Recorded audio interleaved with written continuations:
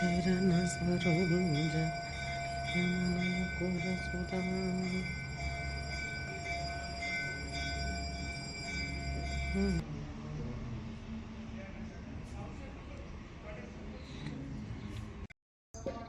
కాలభైరవ భగవానికి జై. భక్తమహాశీలకు తెలియదేమనగా సోమవారం రోజు 23వ తారీఖు కాలభైరవ అష్టమి ఉంది. అలాగే కాలభైరవ స్వామి షష్టమ వార్షికోత్సవ కార్యక్రమం కూడా నిర్వహించబడుతుంది. కావున భక్తమహాశీలందరూ కూడా ఇటు కార్యక్రమంలో పాల్గొనగలరని కోరుచున్నాము.